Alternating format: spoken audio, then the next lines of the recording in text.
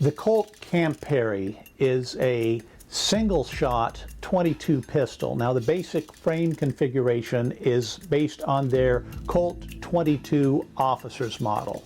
And the Camp Perry was designed for target shooters. These were guys who did slow fire, very, very accurate target competition. To give you an idea, it might be something like 10 shots in 10 minutes.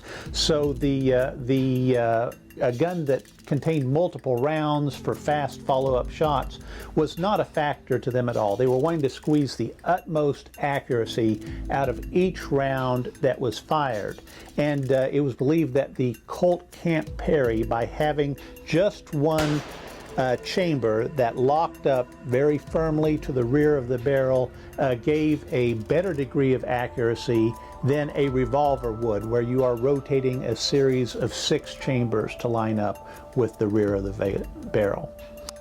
It came in an 8-inch and a 10-inch version, the 10-inch version being very rare by today's standards, and only about 2,500 of these guns were actually manufactured during their run up until the beginning of World War II, having first been introduced in the early 1920s.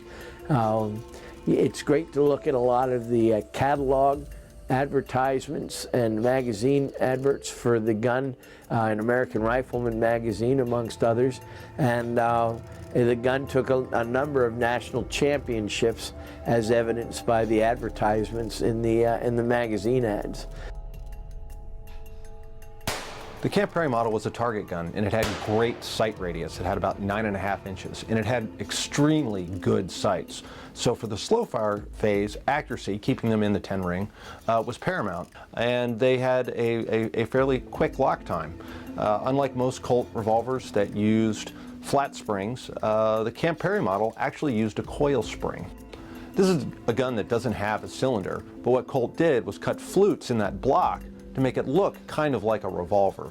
This is an extremely well-balanced gun. When you hold that gun out there, you know, you can hold it out there for a while. And it was weighted at 34 ounces, and really, you get it in the hand and get it up on target. It is a really nice gun.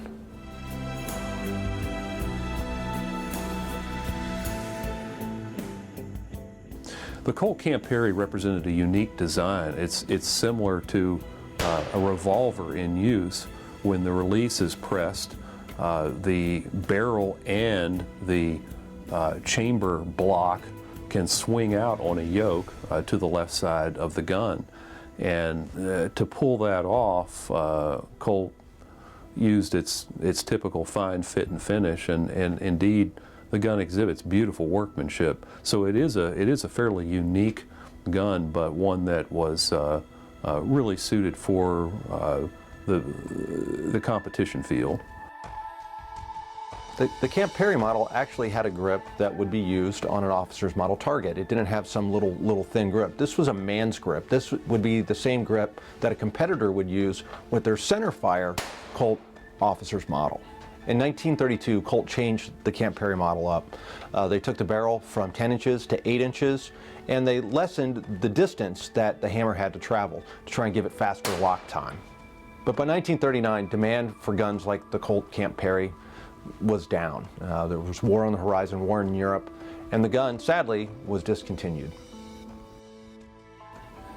Total production of Camp Perry pistols was not particularly large. The entire period of manufacture from 1926, there were only about 2,500 produced.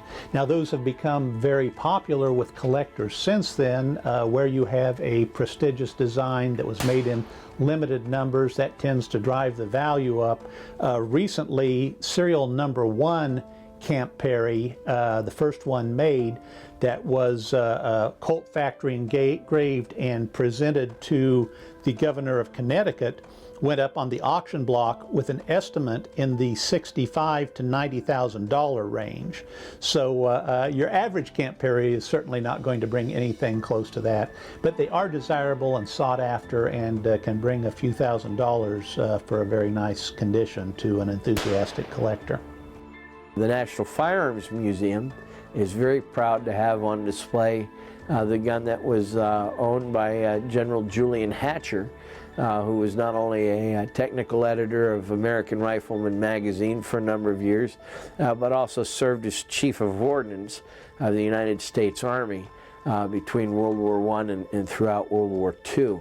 General Hatcher helped shape and codify the military arms that this country used for the better part of the 20th century, and is directly responsible for the M1 Garand being adopted as our standard service weapon. And the Camp Perry pistol that he personally used is a great treasure of the national collection here in Fairfax, Virginia.